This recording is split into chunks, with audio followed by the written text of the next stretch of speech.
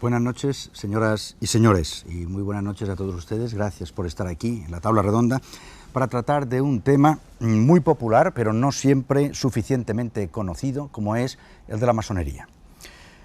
Afirma Francisco Espinar Lafuente en su libro Esquema filosófico de la masonería lo siguiente: la masonería es una institución iniciática. Su misión esencial es iluminar al hombre con la luz de la verdad, del conocimiento superior, para que cada individuo se construya a sí mismo a semejanza del gran arquitecto del universo.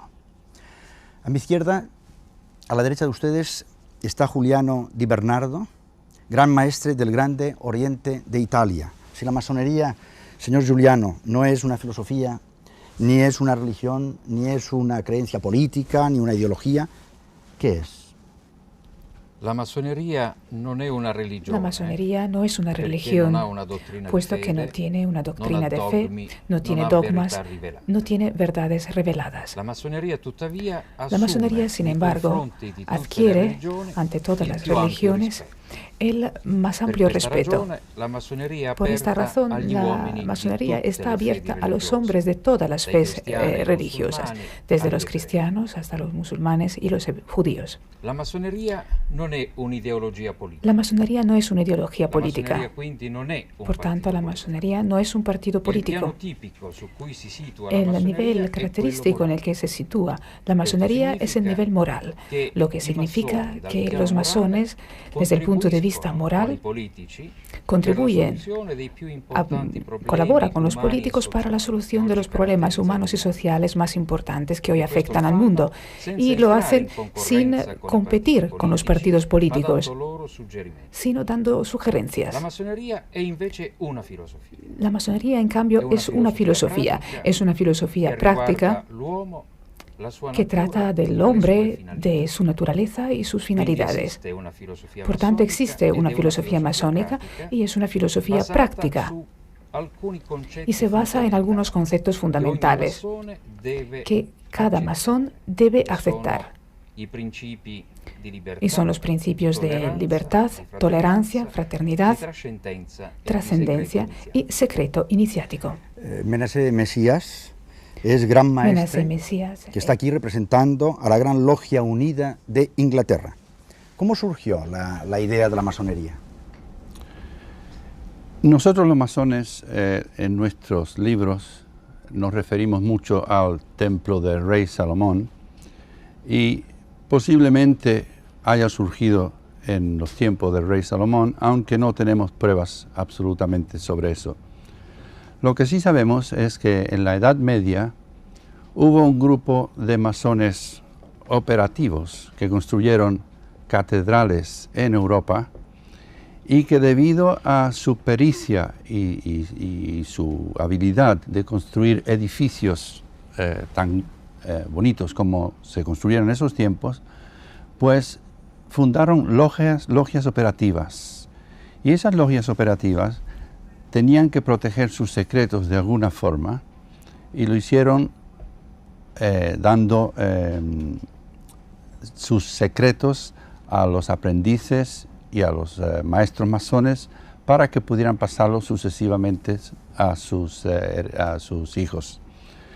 Han habido muchas investigaciones en las catedrales europeas y se ha establecido que existen marcas en las piedras de dichas catedrales que prueban concluyentemente que los mismos grupos de masones que construían una catedral, más tarde, 20 o 25 años más tarde, se pasaban a otra parte de Europa y construían otras catedrales. Y esto se sabe por las marcas que se han encontrado en las piedras. De las catedrales. Los padres pasaban las marcas a sus hijos. Y se sabe, por ejemplo, que cuando un hombre ya había pasado de su edad productiva, pues el hijo continuaba construyendo esas catedrales y poniendo las marcas que se asemejaban al padre en las piedras. Dolores Gómez Molleda es catedrática de Historia Contemporánea, autora de varios libros y algunos estudios sobre la masonería. ¿Influyó en los orígenes, estamos hablando de los orígenes de la masonería, influyó en esos orígenes la idea, o por lo menos el deseo de oponerse de alguna forma al absolutismo religioso o político? Bien, yo tendría que matizar un poco la respuesta. En primer lugar, hablar de la masonería en general para los historiadores es imperdonable. Siempre tenemos que hablar de esta masonería aquí, en este lugar. Habría, por tanto, que desmontar previamente el concepto de modo analítico. Pero yo me estoy dando cuenta, naturalmente, de que dispongo muy poco tiempo y, pidiendo perdón por la generalidad, utilizamos el término fenómeno masónico en general. Y que si surgen, pues, en contra con una idea de ir en contra del poder absoluto de la Iglesia, no. Yo pienso, sencillamente, que la masonería nace, la especulativa, me refiero, no la operativa del que ha hablado nuestro colega, la especulativa nace en un momento de cambio europeo, ese momento del que Paul Assar ha hablado, como crisis de la conciencia europea. Y surge en un momento haciendo como la institucionalización de unos valores nuevos. Y por tanto, de sí, esta institución que institucionaliza, perdón la redundancia, estos valores, tenía que encontrarse con todas unas instituciones y unos valores tradicionales. Entonces, sin que hubiera esa meta de la que usted ha planteado, el enfrentamiento entre dos mundos antagónicos tenía que plantearse. Y en efecto, a lo largo de la historia, la institución masónica se ha enfrentado con el poder civil y con el poder eclesiástico, con la institución eclesiástica. Pero por razones distintas, yo me atrevería a matizar esto bastante. Con el poder porque, naturalmente, el poder absolutista del antiguo régimen, dadas los nuevos valores que profesaba la institución, no entraban en las categorías de la masonería. Pero además, pienso que la institución nace no solo institucionalizando esos valores, sino que en momentos determinados se identifica con los ideales y las metas de una nueva clase que está surgiendo en el siglo XVIII, que es la clase media. Y esa clase media, sociológicamente, es una clase que no ha tenido poder, que no ha tenido retículas organizativas, en el poder constituido absoluto, y normalmente a esa clase el poder, si esa clase está organizada como lo estaba, en una institución muy disciplinada, secreta y ciertamente numerosa, tenía que tener sus recelos hacia ahí. Y a lo largo de la historia se van enfrentando desde el momento en que el poder absoluto pasa constitucional menos y desde que se presentan las dictaduras más. Sí. En relación con la Iglesia, un minuto, también surge el enfrentamiento por razones más bien, primero también por razones de Estado, pero después también por razones religiosas y por unas políticas encontradas en relación con ese tema de la polémica ciencia-fe que se presenta en un determinado momento del siglo XIX y con el apoyo que la institución masónica presta y apoya la idea laica. Bien, estos son unas reflexiones sobre la historia que nos ha hecho Dolores Gómez Molleda. Vamos ahora a preguntarle a Ricardo Noriega Salaverry, que es pasado o ex gran maestre de la Logia del Perú y secretario ejecutivo de la Confederación Masónica Interamericana. La pregunta ya es mucho más actual. ¿Para qué sirve la masonería? Es indudable de que estamos ante una orden, como lo ha explicado la profesora Dolores, a quien felicito, porque una mujer inteligente que estudie nuestra orden es de beneplácito para todos nosotros. Ella ha tocado un tema que es digno de relevarlo, el toque que usted preguntaba respecto a las relaciones Iglesia Católica con la masonería. Yo le voy a contar mi caso particular. En Perú, la gran mayoría somos católicos. Cuando en mi familia, sobre todo mi madre, se entera que iba a ingresar a la masonería, pensaba que íbamos a hacer una especie de contubernio con el diablo y que su hijo mayor iba a protagonizar ese contubernio. Acucioso, porque era un maestro el que me invitaba a la orden, comencé a profundizar este estudio. Y como este es un programa breve, también seré breve. En esta acuciosidad llegué a una conclusión: el porqué de este enfrentamiento totalmente injusto, diría yo, no por parte de la masonería, sino de la Iglesia Católica, sino por parte de la historia. Nosotros en América Latina teníamos un poder godo, un poder español, que durante muchos años estuvo bajo un gobierno que representaba en cierto momento la antítesis a la tesis masónica de libertad, igualdad y fraternidad. El virrey, representante del rey, lanzaba sus edictos o resoluciones y tenía en la oreja a un obispo que le decía lo que tenía que firmar. Ello representó indudablemente, sean buenas o sean malas las decisiones, no quiero entrar en ese tema, la antítesis de la masonería a la tesis del poder virreinal gobernante en ese momento. Y a eso nos referimos, que en las logias lautarinas, en las logias masónicas, que explicaba el gran representante de la Gran Logia Unida de Inglaterra, se confabulaba contra ese poder injusto. Se hablaba en el secreto masónico de libertad, igualdad y fraternidad. Indudablemente tocábamos un terreno que era la antítesis a esa libertad. Enhorabuena, que ahora como católico le digo a mi madre, no hago pacto con el diablo. Ella está muy contenta de que siga siendo católico y masón. Como lo dijo el gran maestro del Gran Oriente de Italia, no somos una religión. Nos damos el abrazo fraterno todos los que creemos en un ser supremo y en la inmortalidad del alma. Y ahora, en breves palabras, ¿para qué sirve? Sirve para eso, para esclarecer lo que nosotros tenemos como motivación básica, el dominio moral sobre sí mismo.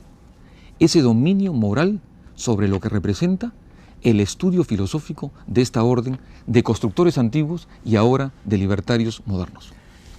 Y ahora, más datos sobre la historia de la masonería. La masonería actual tiene sus orígenes en la masonería operativa, integrada por los gremios de constructores que en la Edad Media fueron los que edificaron las catedrales que hoy vemos en toda Europa. Esta masonería operativa estableció como una de sus normas que sus miembros no podían participar en las luchas políticas y religiosas que producían las guerras que durante toda la Edad Media asolaron el territorio europeo. En el siglo XVII, la masonería estaba a punto de desaparecer, pero en Inglaterra esta institución decidió aceptar miembros honorarios cuya ocupación principal no era la construcción. Los llamaron masones aceptados y eran hombres interesados por la base moral, el simbolismo, la generosidad y la fraternidad que regían a la institución. Transformada la masonería operativa en especulativa, se fundó en 1717 en Londres la primera gran logia, y de ella derivan todas las otras grandes logias que forman la actual masonería mundial. Masones han sido, entre otros muchos, Sir Baden-Powell, fundador de los Boy Scouts, Henry Dunant, promotor de la Cruz Roja, Neil Armstrong, el primer hombre que puso su pie en la Luna, libertadores de naciones como Francisco de Miranda, Simón Bolívar, San Martín, O'Higgins, Benito Juárez, José Martí, José Rizal, Benjamin Franklin, Garibaldi, Lafayette, una larga lista de presidentes de los Estados Unidos de América, entre ellos Washington, Lincoln, Roosevelt, Truman, etc. Científicos como Ramón y Cajal, el doctor Fleming, inventor de la penicilina, músicos como Mozart, Beethoven, Haydn, Sibelius, etc. Luis Salat, a quien ustedes han visto ya ahora en las imágenes, es el gran maestre de la Gran Logia de España, y como continuación de lo que usted nos estaba explicando ahora hace unos segundos, podríamos hablar un poco sobre esa leyenda negra que se ha cernido muchas veces sobre la masonería. Sí. ¿Qué habría que decir de esto? Esto es una cosa que yo creo que es muy sencilla de explicar. Esta leyenda negra, en primer lugar, se ha cernido sobre la masonería de determinados países, porque hay muchos países que la masonería, desde que se fundó y desde que empezó, ha sido respetada y ha sido aceptada, y nadie le ha puesto ninguna leyenda negra. ¿A dónde le han puesto una leyenda negra? En países sometidos a sistemas dictatoriales, a países que han sido fuertemente dominados por un clero católico que instauró una inquisición, que todos sabemos, porque sería alargarnos mucho entrar en estos detalles, que el delito de ser masón acarreaba el tormento hasta que se retractaban en esto. Entonces, esto es una leyenda negra, ¿por qué? Porque la masonería, que tiene unos principios de tolerancia, de aceptar cualquier idea religiosa, de decir que respeta la Iglesia Católica y la idea de la fe cristiana católica, pero que también respeta el judaísmo, o respeta el protestantismo, o respeta el mahometanismo, o cualquier otra religión. Esto estaba en contra y pugnaba con los que dominaban estos países. Y ahí viene esta famosa leyenda negra. Y si por una parte, que es la parte, digamos, católica, o religiosa, perdón, la palabra católica está mal dicha, religiosa, había este interés en fomentar esta leyenda negra, por la otra parte, por la parte estatal, por la parte del gobierno de la nación, también había el interés en fomentar esta idea, porque la masonería se oponía a los sistemas dictatoriales, se oponía a los gobiernos que privaban de sus libertades, de la libertad de expresión, de la libertad de conciencia y de las libertades ciudadanas. Dolores Gómez Molleda, las constituciones de la masonería, tengo entendido, prohíbe a los masones hablar de religión y de política entre ellos y tal, en las tenidas o en tal. Sin embargo, como historiadora, ¿usted cree que ellos han mantenido siempre al margen de la política? Bueno, yo pienso, como acaba de decir don Luis Salat, que ella por definición es apolítica y religiosa. Pero en determinadas circunstancias y en determinados países, y en una historia concreta, la verdad es que yo creo que el medio ha podido con ese apoliticismo y esa religiosidad. Y concretamente nuestro país, este ha sido un país siempre con una crisis permanente, política, y en las crisis, cuando la convivencia nacional no está resuelta, todo se politiza. Entonces esta sería para mí la razón histórica de la politización de la masonería en España. Pero esa politización es real y realmente hay que aceptarla, es un hecho ahí objetivo. Y no me refiero a una politización de ciertos individuos que formaban parte de la masonería al mismo tiempo de partidos políticos, sino que esta participación en la política ha sido institucionalizada, institucional. ¿Por qué? Pues porque ha habido acuerdos de asambleas, concretamente en la etapa que yo he investigado durante la República, acuerdos de asambleas de control político, de intervencionismo, de sanción, etcétera, etcétera. Y claro, a lo largo de la historia hay que matizar mucho, porque ese intervencionismo político no es tanto como el que se ha dicho tampoco. Creo que incluso algunas obras de los propios masones, no digamos de los no masones, han contribuido a este equívoco. Y por ejemplo, nadie habla ya del complot masónico de la Revolución Francesa, tampoco podemos hablar del protagonismo de los masones en las Cortes de Cádiz. Durante la etapa de Fernando VII las cosas no están nada claras, porque lo que se había dicho está hecho sobre la documentación de Palacio, y es una documentación muy confidencial de la policía, sin base real. Todo eso hay que repensarlo y rehacerlo. Y la documentación que empieza ya a ser más sólida es de finales del XIX y de principios del XX y del XX. Y ahí las cosas están más claras. Y yo creo que, lamentándolo mucho, sí tengo que afirmar que la masonería en España ha sido muy política y que este intervencionismo político creo que la ha acarreado grandes problemas.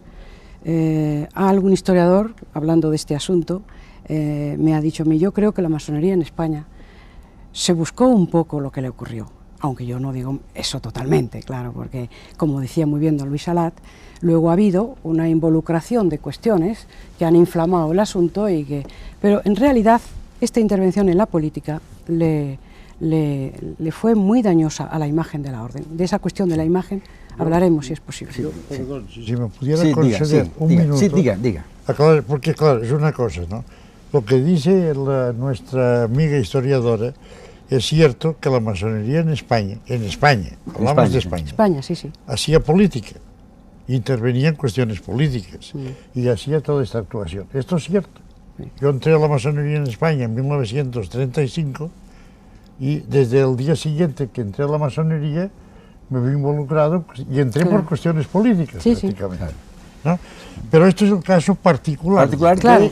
Pero esto tiene como que hay que hacer ver que por este motivo nunca hasta la época actual en España la masonería había tenido el reconocimiento universal porque precisamente fallaba en una cosa que la masonería no está de acuerdo, que es en meterse en cuestiones políticas y religiosas. Y por esto estaba excluida. Vamos a escuchar ahora la voz de Ricardo Noriega, que es una voz que llega de América, de América hispana, ¿no?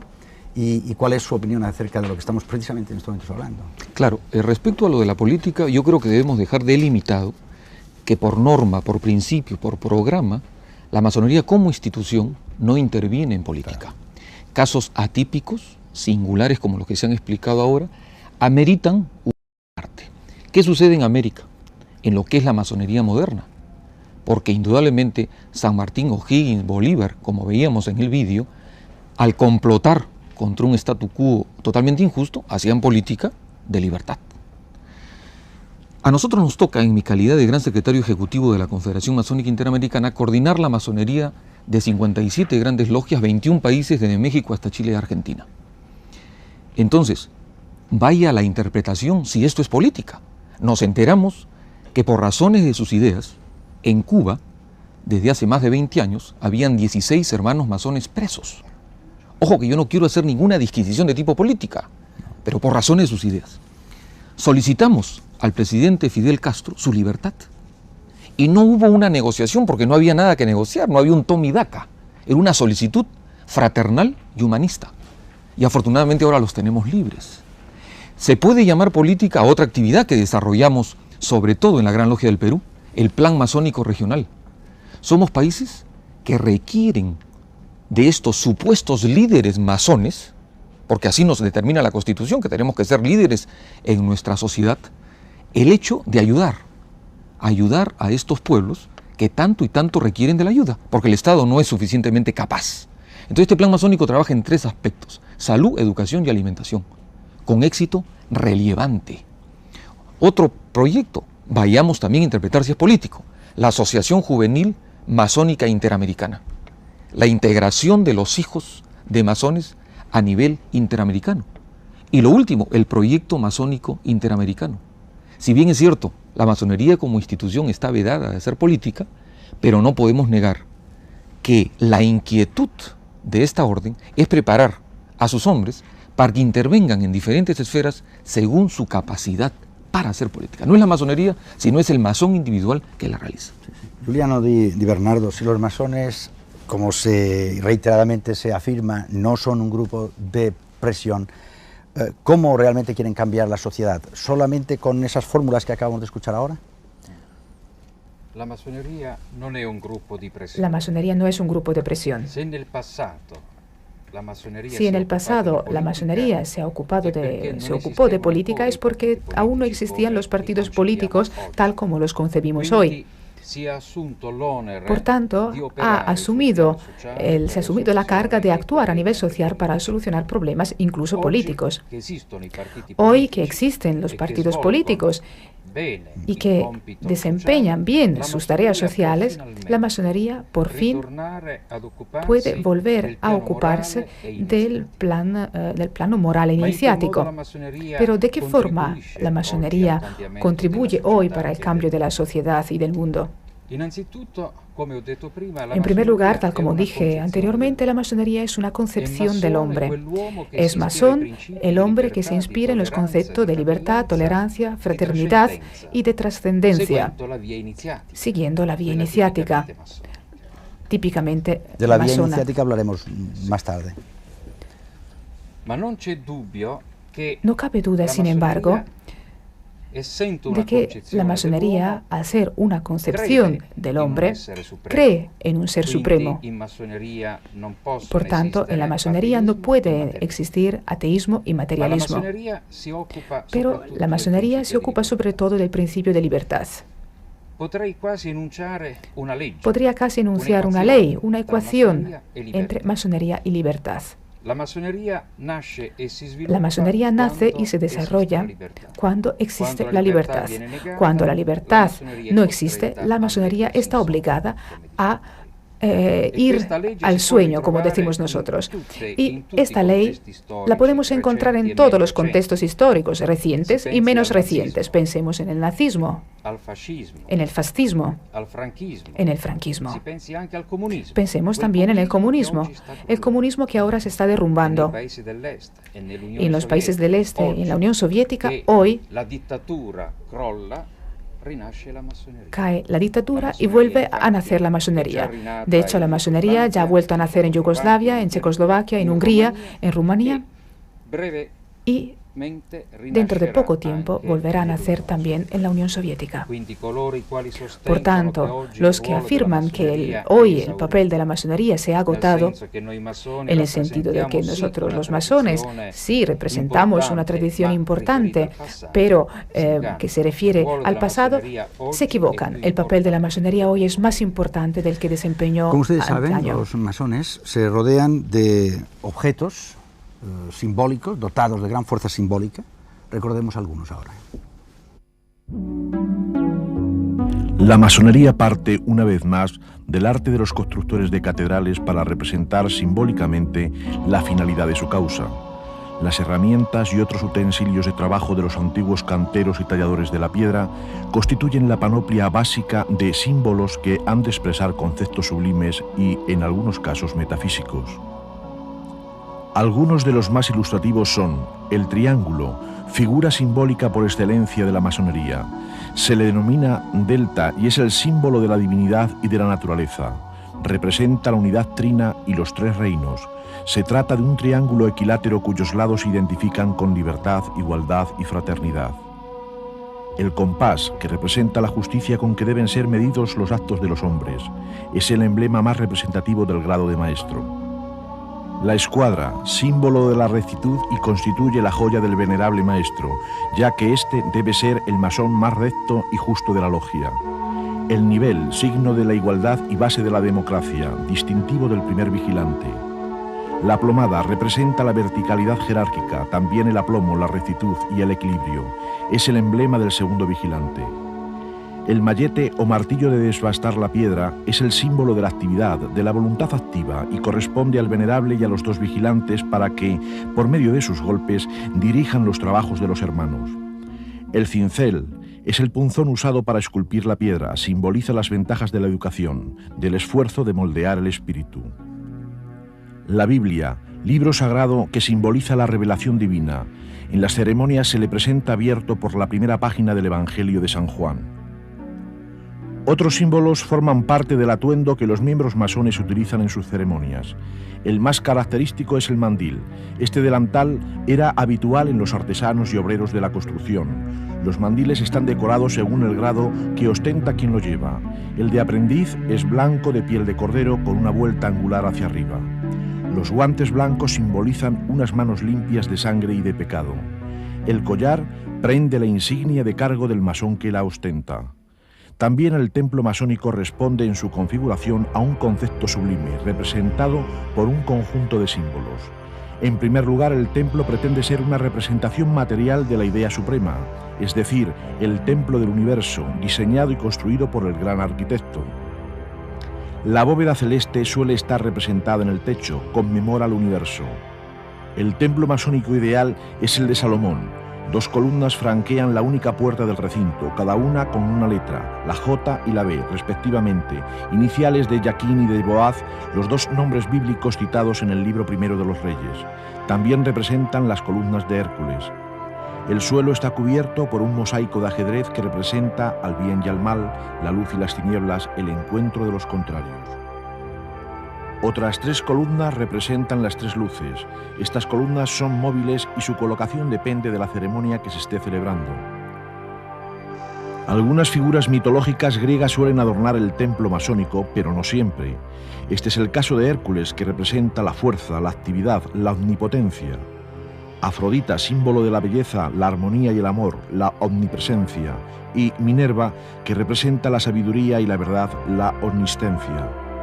La letra G también está presente en los templos. Es la letra sagrada escrita en el centro de la escuadra.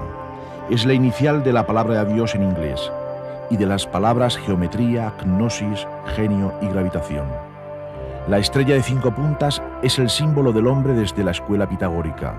La cadena y la cuerda entrelazada simbolizan la unión y la fraternidad que, junto con la granada, completan las representaciones del esfuerzo común. La piedra bruta simboliza el espíritu no iluminado y la piedra cúbica el espíritu del hombre tallado por la verdad de la iniciación y la revelación. Otros muchos símbolos, así como el uso que se haga de todos ellos, junto con los signos, toques y palabras, configuran la capa externa del universo iniciático y esotérico de la masonería. Menace Mesías, uno de los símbolos más importantes es el del gran arquitecto del universo, de alguna forma supongo que refiriéndose al creador. ¿Qué quieren ustedes explicar con este concepto de gran arquitecto del universo? Bueno, primeramente debo de decir que la masonería era un movimiento cristiano antiguamente y gracias a la tolerancia de los cristianos hacia las otras religiones reconocidas, evolucionó la masonería de tal forma que tanto los rituales como las ceremonias se adaptaron para que pudieran unirse a las filas masónicas a aquellos que no eran cristianos. Por consiguiente, hay muchos términos en nuestros rituales que pueden ser interpretados por diferentes religiones por igual, y el arquitecto del universo, a mi juicio, es una forma idónea para que los judíos, los cristianos, los musulmanes y todos los que profesen una religión monoteísta puedan asistir a una tenida masónica y no ofenderse si se menciona el nombre de uno de los dioses o el nombre que le dan ellos a sus dioses. Esto no quiere decir que el término gran arquitecto del universo sea derogativo a ninguna religión, todo lo contrario. Es una forma de conseguir que debajo de un mismo techo se puedan encontrar gente con divergentes opiniones religiosas en paz y en armonía. Luis Salat, ¿usted cree que el hombre de hoy tan pragmático, ejecutivo, puede interesarse por tanta simbología? Pues hay una cosa que es muy curiosa, y es que la masonería, que quizá tuvo una época a principios del siglo actual, que estuvo un poco en decadencia, hoy en día es al revés. En este mundo convulsionado, en este mundo falto de ideales que estamos viviendo, o falto de muchos ideales, hay una juventud que busca algo. Y esta juventud está encontrando esto. Y una cosa muy clara que nos demuestra esto es que, por ejemplo, en España, después de 40 años, de que se había prohibido, que se había hablado todo lo que se habló de la masonería, pues la Gran Logia de España encuentra eco. Y encuentra eco no en personas de 80 años o de 70. El viejo soy yo, que me inicié en el 35. Pero lo que vienen son personas prácticamente recién graduados, muchos de ellos, que buscan un ideal en la vida, porque en este mundo materialista, egoísta, en que no hay ideales. Se ha perdido mucho en muchos. La fe religiosa o la cuestión esta espiritual buscan algo. Y es lo que estábamos hablando, por ejemplo, de los países del este. Los países del este, pues, está surgiendo una masonería. En Alemania, después de Hitler, ha surgido una masonería mucho más fuerte que la que había antes de Hitler. Y no sé, hay encuentran algo. Es un ideal que la sociedad actual, la juventud actual sobre todo, se encuentra bien en la masonería porque encuentra que va a un sitio donde hay unos intereses de hacer beneficio a la humanidad, de tolerarse, de no meterse en estas luchas de cabezas rapadas y del otro y del no sé qué, sino, y tiene una gran acogida la masonería. Sí, sí. Ricardo Noriega, y sin embargo, ¿por qué se continúa llamando o se desea que se les llame como una sociedad secreta? Yo le voy a decir por qué, y le voy a decir el secreto. El secreto es que no tenemos secreto. Y eso es definitivo. A usted he tenido el gusto de conocerlo recién, porque hoy día llegué de Perú. Y como decía este filósofo Krausen de hace 200 años, joven masón alemán, que quiso, bajo una utopía sentimental y romántica, crear la alianza de la humanidad, tú eres hermano mío, masón o no masón, porque nosotros, y he ahí también el secreto, un secreto que viene a ser un grito a voces, es que aquellas fronteras por la cual nos matamos y por la cual defendemos son solamente cuestiones oficiales y oficiosas. A nosotros no nos interesa el color de la piel, la forma de los ojos, el idioma. Esta alianza de la humanidad es darte un abrazo porque somos hermanos. Y ahora, hay del que piense que es secreta. En mi condición de gran maestro de masones del Perú y secretario ejecutivo de la Confederación Masónica, he estado en la OEA, Organización de Estados Americanos, viendo un poco con admiración, por no decir con un poco de temor, el hecho como nuestros políticos hablan de paz, de fraternidad, se dan grandes abrazos, pero esto parece una obra teatral o neodramática, porque cada uno se va a nuestros países y alimenta todo el armamentismo y lo demás es cuento de calleja, o como dicen acá en España, el cantamañanas. Y el masón no. En nuestra expresión, ahí en la OEA, como lo hemos hecho en la ONU, en la Organización de Naciones Unidas, lo hemos hecho acá en Estrasburgo, en la Comunidad Europea, lo hemos hecho en la UNESCO. Hemos dicho que sea la paz, la solidaridad, la fraternidad, lo que reine, y no sea, como decía el gran maestro Salat o el gran maestro Di Bernardo, el hedonismo, el exceso, el cantamañanas, el decir una cosa y hacer lo contrario. He ahí, querido amigo, el secreto de nuestra orden. Sí. Hace unos instantes, Juliano Di Bernardo estaba acercándonos ya a la idea de la iniciación. Se ha comentado ya también por parte de Luis Salat que él fue iniciado hace muchísimos años. Hay iniciación en las logias masónicas y con estas imágenes queremos nosotros acercarnos a ella.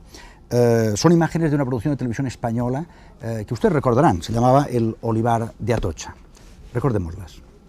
Caballero, ¿van a empezar las ceremonias de vuestra admisión en la orden francmasónica, accediendo a vuestra espontánea petición? Si en cualquier momento os arrepentís del paso que vais a dar, servíos indicármelo y saldréis de este recinto sin que podáis ser molestado y sin obstáculos de ningún género.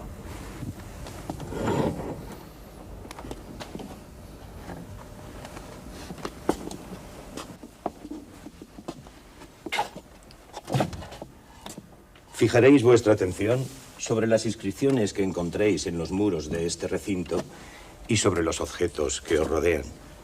Reflexionad sobre ellos y luego contestad por escrito a las preguntas consignadas en los papeles que hay sobre la mesa. Me voy a retirar con el objeto de dejaros en la soledad para que meditéis con serenidad sobre el importante paso que vais a dar. Venerable maestro, a la puerta del templo llaman profanamente. Ved quién llama de ese modo. ¿Quién va? Soy el hermano experto que conduce a un profano, el cual desea penetrar en nuestros augustos misterios. Decidle al que conducís que se retire, que para nada le necesitamos. Insiste en entrar y pretende que le abráis las puertas del templo. ¿En qué funda su insistencia y sus pretensiones? En que es hombre libre, honrado y de buenas costumbres. ¿Quién responde de él? Yo, que soy su conductor y que conozco sus buenas condiciones. Hermano secretario, ¿es este el profano que esperábamos? Sí, venerable maestro. Dan de entrada. ¿Os encontráis con el valor suficiente para arrostrar la muerte si fuera preciso, antes de abjurar de las ideas de progreso y libertad sustentadas por la francmasonería? Sí. Profano, ¿qué solicitáis de nosotros? Luz. Pueblo masónico, como soberano que sois, ¿qué pedís para el profano? Luz. La luz le será dada al tercer golpe de mallete que parta del oriente.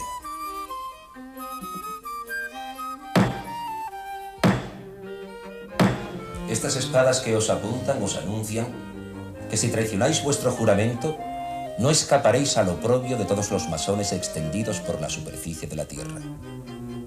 Pero también os anuncio que si os mantenéis fiel a vuestros principios, todos volarán en vuestra ayuda en caso de peligro. Hermanos, retirad las espadas. ¿Os ratificáis en la promesa que antes os he leído? Me ratifico.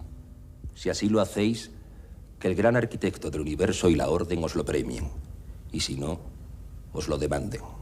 Formemos la cadena de unión.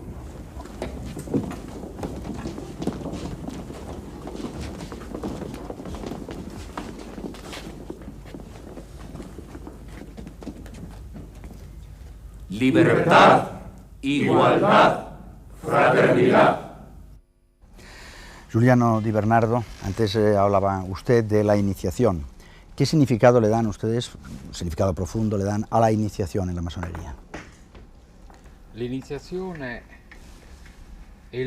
La iniciación es el momento fundamental a través del cual el profano se convierte en masón.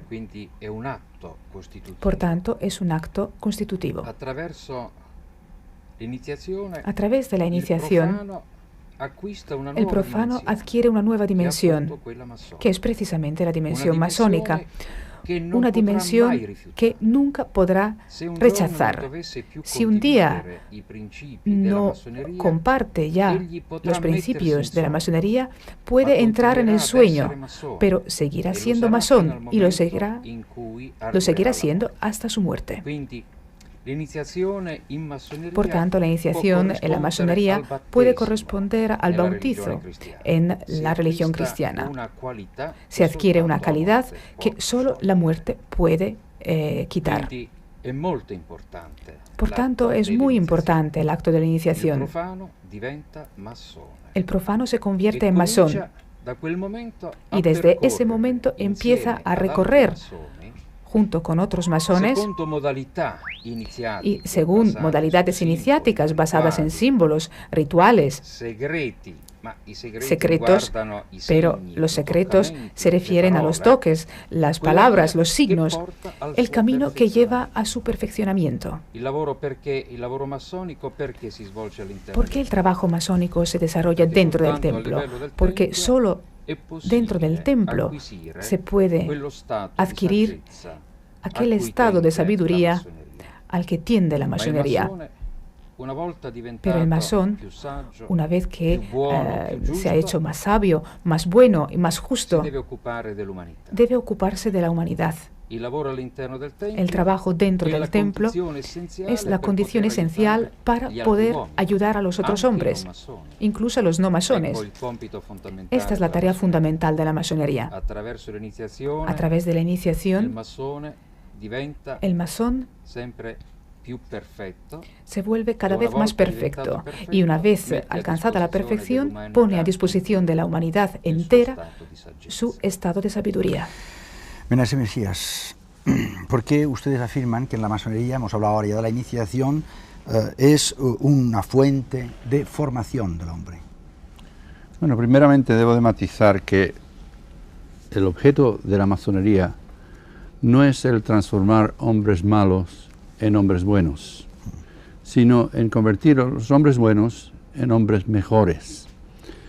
Mi experiencia en la masonería, en 40 años en la masonería, me ha dicho, sin duda alguna, que la formación masónica enseña la tolerancia, la convivencia entre las diferentes religiones y razas. Es mi juicio también que las ceremonias nuestras y las formas de llevar nuestras logias obligan al individuo a formarse de una forma que de otra manera no lo hubiera hecho. Yo conozco masones que en su tiempo no podían levantarse a decir una palabra en público y que después de 2 o 3 años en una logia masónica se encontraron transformados hasta el punto de que pudieron levantarse y dar discursos y expresarse, y no solamente eso, sino también convivir en paz y en armonía con todo el mundo. Y eso yo creo que es una cosa esencial y básica en el mundo en que vivimos. Nosotros respetamos todas las religiones, y eso es la base de la tolerancia masónica, y es una cosa que falta mucho en el mundo, que la persona de diferente color y diferente religión tenga la comprensión y la sabiduría de comprender que hay gente que no piensan como él, y que con esa gente tiene que tratar, quiera él o no quiera, hay que convivir los unos con los otros. Y yo estoy muy orgulloso de haber sido masón y comprendo que esa es una base de la formación masónica. La flauta mágica es una obra de inspiración masónica que compuso Mozart. Escuchemos un fragmento.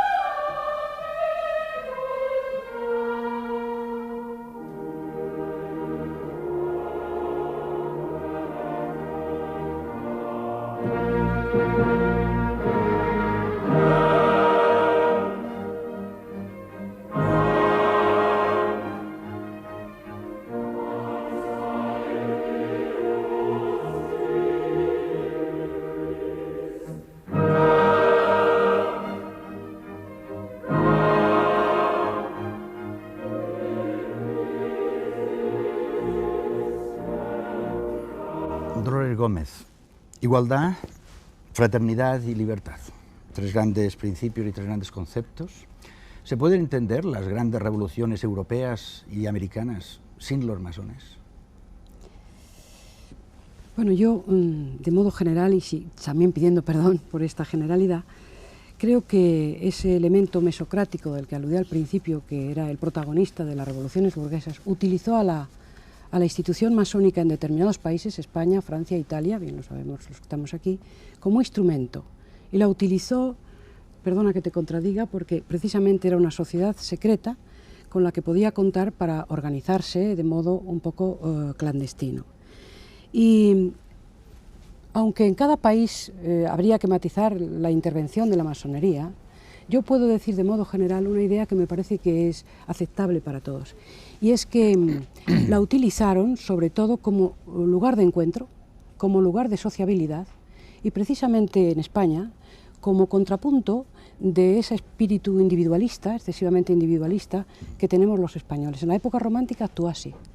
Y voy a terminar solamente con una idea que yo quería dar aquí. Precisamente, apoyándose en este intervencionismo en las revoluciones, se ha construido en España una imagen de la de la masonería que por razones científicas y por razones éticas creo que los historiadores estamos obligados a disipar. Hay que cambiar la memoria colectiva sobre la masonería por una historia verdaderamente científica. Lo que no quiere decir que desterremos, por supuesto, porque nadie puede aceptarlo ya, la idea del contubernio judeo-masónico comunista, y que pasemos a hacer un estudio de la masonería inocente por completo. Creo que eso tampoco puede ser. Pero sí podemos hacer una historia simplemente, con un buen método, y saber que la historia de la masonería, bien hecha, hablará por ella misma. No hace falta hacer ni apologías, ni denuncias, ni detracciones. Y esta sería la meta, yo creo, en la que estamos hoy los historiadores comprometidos con el tema. Muy bien, Luis Salat, hace unos momentos estaba usted hablando de un mundo falto de ideales. Un mundo cambiante, en crisis, no solamente faltan ideales, faltan ideologías, está confuso en estos momentos. ¿Tiene futuro la masonería? Yo creo que tiene mucho futuro. La masonería tiene mucho futuro porque sus ideas se van imponiendo, pero falta mucho para que se impongan a nivel universal.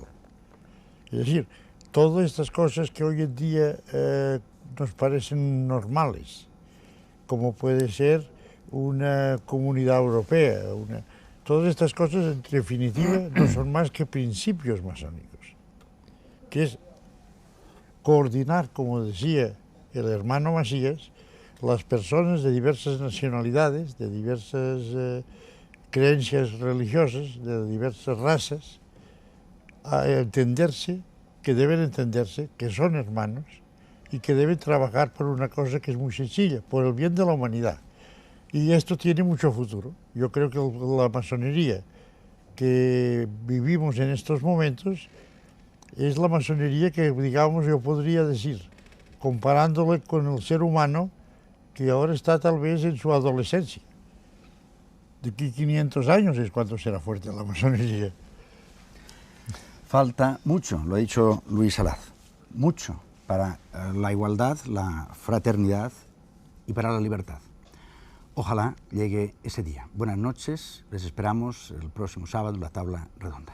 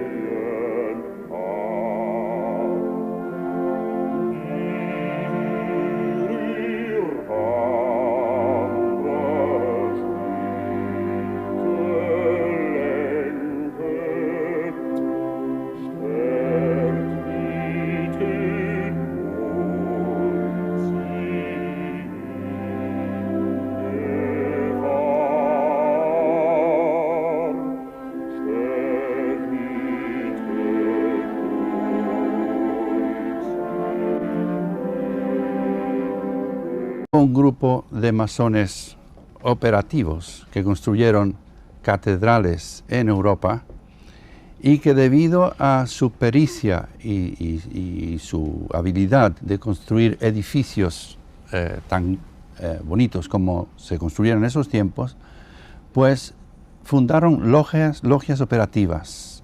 Y esas logias operativas tenían que proteger sus secretos de alguna forma y lo hicieron dando sus secretos a los aprendices y a los maestros masones para que pudieran pasarlos sucesivamente a sus hijos.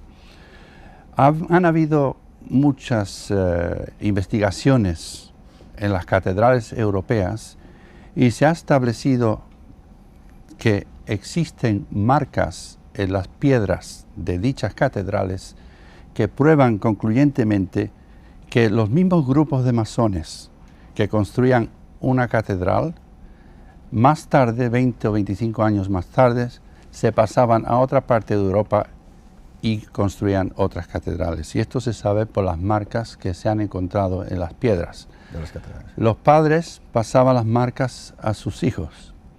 Y se sabe, por ejemplo, que cuando un hombre ya había pasado de su edad productiva, pues el hijo continuaba construyendo esas catedrales y poniendo las marcas que se asemejaban al padre en las piedras.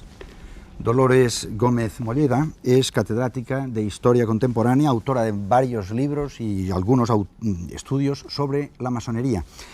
Influyó en los orígenes, estamos hablando de los orígenes de la masonería, influyó en esos orígenes la idea, o por lo menos el deseo.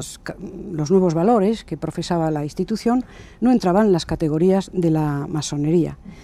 Pero además, pienso que la institución nace no solo institucionalizando esos valores, sino que en momentos determinados se identifica con los ideales y las metas de una nueva clase que está surgiendo en el siglo XVIII, que es la clase media. Y esa clase media, sociológicamente, es una clase que no ha tenido poder, que no ha tenido retículas organizativas, en el poder constituido absoluto, y normalmente a esa clase el poder, si esa clase está organizada como lo estaba, en una institución muy disciplinada, secreta y ciertamente numerosa, tenía que tener sus recelos hacia ahí. Y a lo largo de la historia se van enfrentando desde el momento en que el poder absoluto pasa constitucional menos, y desde que se presentan las dictaduras más. Sí. En relación con la Iglesia, un minuto, también surge el enfrentamiento por razones más bien, primero también por razones de Estado, pero después también por razones religiosas y por unas políticas encontradas en relación con ese tema de la polémica ciencia-fe que se presenta en un determinado momento del siglo XIX, y con el apoyo que la institución masónica presta y apoya la idea laica. Bien, estos son unas reflexiones sobre la historia que nos ha hecho Dolores Gómez Molleda. Vamos ahora a preguntarle a Ricardo Noriega Salaverry, que es pasado o ex gran maestre de la Logia del Perú y secretario ejecutivo de la Confederación Masónica Interamericana. La pregunta ya es mucho más actual. ¿Para qué sirve la masonería? Es indudable de que estamos ante una orden, como lo explico. ¿Puede oponerse de alguna forma al absolutismo religioso o político? Bien, yo tendría que matizar un poco la respuesta. En primer lugar, hablar de la masonería en general para los historiadores es imperdonable. Siempre tenemos que hablar de esta masonería aquí, en este lugar. Habría, por tanto, que desmontar previamente el concepto de modo analítico. Pero yo me estoy dando cuenta, naturalmente, de que dispongo muy poco tiempo y, pidiendo perdón por la generalidad, utilizamos el término fenómeno masónico en general. Y que si surgen, pues, en contra con una idea de ir en contra del poder absoluto de la Iglesia, no. Yo pienso, sencillamente, que la masonería nace, la especulativa, me refiero, no la operativa del que ha hablado nuestro colega, la especulativa nace en un momento de cambio europeo, ese momento del que Paul Assar ha hablado como crisis de la conciencia europea, y surge en un momento haciendo como la institucionalización de unos valores nuevos y por tanto de sí esta institución que institucionaliza, perdón la redundancia, estos valores, tenía que encontrarse con todas unas instituciones y unos valores tradicionales.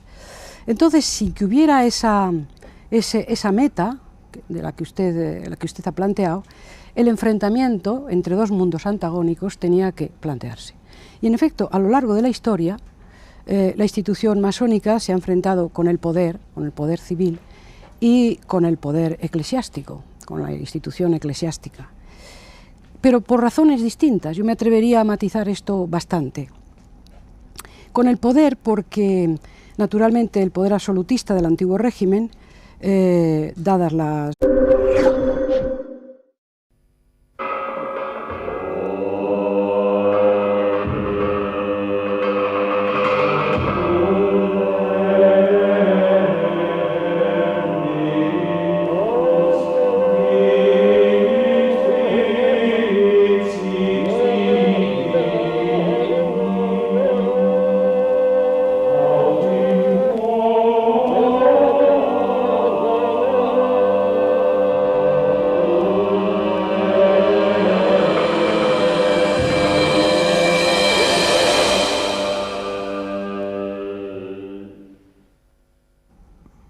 Buenas noches, señoras y señores, y muy buenas noches a todos ustedes. Gracias por estar aquí en la tabla redonda para tratar de un tema muy popular, pero no siempre suficientemente conocido, como es el de la masonería.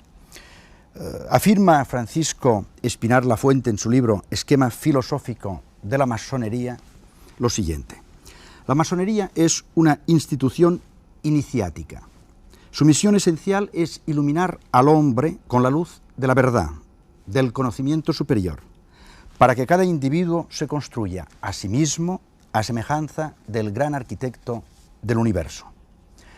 A mi izquierda, a la derecha de ustedes, está Giuliano Di Bernardo, gran maestre del Grande Oriente de Italia. Si la masonería, señor Giuliano, no es una filosofía, ni es una religión, ni es una creencia política, ni una ideología, ¿qué es?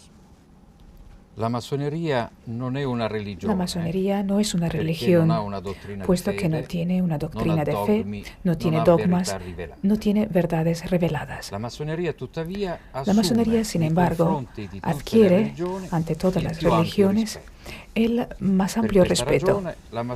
Por esta razón, la masonería está abierta a los hombres de todas las fes religiosas, desde los cristianos hasta los musulmanes y los judíos. La masonería no es una ideología política. La masonería no es una ideología política. Por tanto, la masonería no es un partido político. El nivel característico en el que se sitúa la masonería es el nivel moral, lo que significa que los masones, desde el punto de vista moral, contribuyen, colaboran con los políticos para la solución de los problemas humanos y sociales más importantes que hoy afectan al mundo, y lo hacen sin competir con los partidos políticos, sino dando sugerencias. La masonería, en cambio, es una filosofía práctica que trata del hombre, de su naturaleza y sus finalidades. Por tanto, existe una filosofía masónica y es una filosofía práctica y se basa en algunos conceptos fundamentales que cada masón debe aceptar. Y son los principios de libertad, tolerancia, fraternidad, trascendencia y secreto iniciático. Menace Mesías es gran maestre que está aquí representando a la Gran Logia Unida de Inglaterra. ¿Cómo surgió la idea de la masonería? Nosotros los masones en nuestros libros nos referimos mucho al templo del rey Salomón y posiblemente haya surgido en los tiempos del rey Salomón, aunque no tenemos pruebas absolutamente sobre eso. Lo que sí sabemos es que en la Edad Media